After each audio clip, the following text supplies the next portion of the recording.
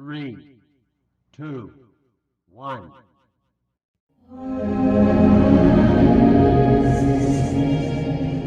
Assalamualaikum dan salam sejahtera. Tajuk kami kali ini adalah kesan wabak COVID-19 ke atas Fekra Sdn Bhd dan hubungan manusia dalam pentadbiran semasa COVID-19. Okey, Fekra Berhad ialah sebuah badan korporat yang dimiliki sepenuhnya oleh Kerajaan Malaysia di bawah Kementerian Kewangan. Fekra ditubuhkan pada tahun 1966 dengan nama Lembaga Penyatuan dan Pemulihan Tanah Persekutuan. Objektifnya adalah untuk membangunkan kawasan luar bandar dengan membantu masyarakat luar bandar menyertai aktiviti ekonomi dan meningkatkan taraf hidup mereka. Okey, matlamatnya adalah untuk mewujudkan sektor luar bandar yang dinamik, menarik dan menguntungkan. Okey, salah satu anak syarikat Fekra Berhad ialah Fekra Niaga Sdn Bhd, adalah salah satu syarikat pengeluar baja yang terkemuka di Malaysia. Okey, ianya beroperasi sejak tahun 1998 dan kini telah berjaya mengukuhkan nama sebagai sebuah syarikat yang berpengalaman dan mempunyai kepakaran serta pengkhususan dalam pengurusan baja, kontrak kerja peladangan, pembekalan produk agrokimia serta pelbagai niaga yang dapat memenuhi kepuasan pengguna dalam menghadapi kecemerlangan global. Okay. Fekra Niaga juga berhasrat untuk mengembangkan lagi sayap mereka dengan menyediakan pelbagai perkhidmatan terkini yang berkait rapat dengan industri pertanian bagi memenuhi permintaan di dalam dan juga di luar negara. Fekra dipertanggungjawabkan untuk memajukan kawasan luar bandar dengan membuka peluang kepada masyarakat luar bandar menyertai ekonomi bagi menjana pendapatan. Hai, saya Janani, anak perempuan wilayah KEM, nombor matrik 269035, akan menerangkan mengenai hubungan manusia dalam pentadbiran semasa musim pandemik COVID. Pandemik COVID-19 telah membawa banyak negara ke arah krisis ekonomi. Dalam situasi ini, terdapat banyak keperluan untuk memulihkan fakulti rohani kita pada masa yang sukar ini. Antaranya ialah seperti memunculkan kerendahan diri, kebaikan, kepercayaan dan juga harapan kepada dunia yang mengalami kekacauan dengan krisis kesihatan ini. Isolasi dan juga jarak sosial juga telah membantu kita untuk merenung semula kebijaksanaan spiritual hubungan manusia yang progresif. Pandemik virus COVID telah jelas menunjukkan bahawa kita hidup antara satu sama lain dan bergantung. Pandemik yang bermula dari wilayah China iaitu Wuhan telah merebak ke negara-negara lain. Ini telah menunjukkan kepentingan rohani menghancurkan identiti, ego, pemisahan dan berfokus kepada yang penting untuk kelangsungan hidup dan juga kemajuan manusia. Oleh itu, COVID-19 harus menjadi pengajaran kepada rakyat Malaysia untuk menghidupkan semula fakulti rohani mereka dan berusaha ke arah kemanusiaan dan hidup bersama.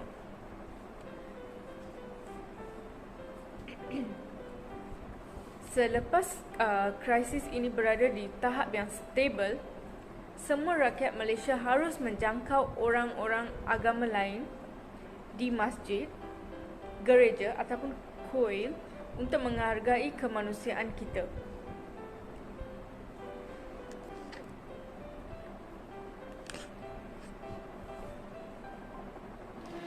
Teori interaksionisme sebagai landasan interaksi sosial manusia dalam hubungan manusia semasa pandemik COVID-19. Isu penularan wabak COVID-19 dalam lingkungan sosiologi masyarakat bersandarkan teori interaksionisme oleh George Herpmet 1939. Terdapat dua bentuk atau tahap interaksi sosial iaitu interaksi tidak simbolik di mana interaksi manusia bertindak secara langsung terhadap gerak isyarat atau tindakan orang lain, dan interaksi simbolik pula. Manusia mentafsir setiap gerak isyarat dan bertindak berasaskan hasil makna tafsiran tersebut. 7 prinsip asas teori interaksionisme. yang dijelaskan dalam Rizal 1992. Manusia tidak sama dengan binatang kerana manusia mempunyai keupayaan berfikir di mana keupayaan berfikir manusia dibentuk oleh interaksi sosial. Manusia mempelajari simbol dan makna yang membolehkan mereka mengamalkan keupayaan berfikir untuk beraksi dan berinteraksi. Manusia berupaya mengubah suai simbol dan makna berdasarkan interpretasi mereka terhadap sesuatu situasi kerana manusia boleh menjangkakan kesan tindakan sama ada baik atau buruk kesannya. Jalinan aksi dan interaksi akan membentuk kumpulan dalam masyarakat. Oleh itu, jelaslah bahawa skema MIT yang menjadi tunjang dalam teori interaksionisme ternyata mencabar tindakan kelakuan masyarakat sepanjang COVID-19 dengan alasan melihat cara masyarakat berfikir dan bertindak sepanjang penularan COVID-19. Tindakan interaksi fikiran sendirilah berhak dalam mengeratkan hubungan sesama pekerja semasa COVID-19 yang ada dalam negara perlu menilai semula serta prestasi yang perlu dipenuhi oleh setiap pekerja untuk tahun 2020 dengan mengambil kira keadaan semasa luar jangka yang sedang dihadapi pada ketika ini. Wabak ini boleh membawa maut, telah membawa perubahan terhadap kehidupan semua pihak termasuk kehidupan para pekerja. Banyak aktiviti harian serta kerja yang terpaksa ditangguh dan dibatalkan sepenuhnya bagi memandu virus berkenaan. Kerajaan di seluruh dunia juga termasuk Malaysia telah pun melaksanakan perintah kawalan pergerakan bagi menekan virus berbahaya terbabit. Sama ada kita suka ataupun tidak, corak kehidupan kita sekarang sudah berubah sepenuhnya di mana ramai pihak yang tidak dapat melakukan tugasan seperti yang biasa dilakukan sebelum ini. Walaupun ada tempat kerja yang menyarankan kaki tangannya untuk bekerja dari rumah dan menggunakan teknologi komunikasi moden, tidak semua tempat kerja yang mampu menggunakan sistem teknologi komunikasi moden dengan sepenuhnya atas faktor-faktor tertentu. Hasil kerja yang dilaksanakan melalui penggunaan teknologi komunikasi moden ini juga tidak dapat saingi dan mencapai tahap keberkesanan dan mutu kualiti hasil kerja seperti penggunaan sistem kerja secara konvensional dengan berada di tempat kerja seperti yang biasa diamalkan oleh para pekerja dalam negara kita. Memandangkan kita tidak dapat memenuhi tahap keberkesanan dan mutu kualiti hasil kerja seperti biasa dilakukan pada tahun-tahun sebelum ini adalah ingin dicadangkan supaya setiap tempat kerja yang ada dalam negara kita untuk melihat semula kerja yang telah disarahkan di tempat kerja masing-masing serta menilai semula tahap prestasi yang perlu dipenuhi oleh pekerja mereka sepanjang tahun 2020. Adalah mustahil untuk para pekerja memenuhi segala sasaran kerja seperti yang telah dirangka serta memenuhi tahap prestasi akibat daripada COVID-19. Dapat 4 kaedah tindakan intervensi yang dilakukan oleh Federasi Berhad bagi mengurangkan kesan wabak COVID-19 terhadap prestasi dan mutu kerja, iaitu nombor 1 melalui sistem petunjuk prestasi utama. Dalam bahasa Inggerisnya dikenali sebagai Key Performance Indicator atau dipendekkan sebagai KPI. Nombor 2, terdapat juga sistem permakahan tertentu yang perlu dipenuhi oleh setiap pekerja melalui sistem prestasi ini. Sekiranya pekerja terbabit gagal memenuhi tahap pemakahan tertentu seperti yang telah ditetapkan oleh pihak majikan tempat kerja mereka, pekerja terbabit boleh dikenakan tindakan disiplin ataupun hukuman seperti penafian untuk kenaikan tangga, gaji tahunan dan lain-lain lagi. Nombor 3, perkhidmatan dalam talian secara end-to-end. Di samping itu, pendigitalan juga boleh dikenal pasti perkhidmatan yang boleh dinaik taraf terhadap perkhidmatan dalam talian secara end-to-end melalui penambahbaikan proses peningkatan kemahiran sumber manusia, kajian peraturan serta dasar dan seterusnya menggunakan teknologi digital.